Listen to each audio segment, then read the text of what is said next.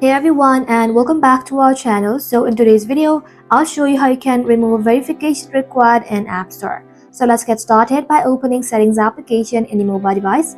Once you open Settings, scroll below, then you want to go ahead and simply tap on Screen Time. Inside here, scroll below again, then tap on Content and Privacy Restriction. And just like that, inside here, simply make sure Content and Privacy Restriction is toggled on.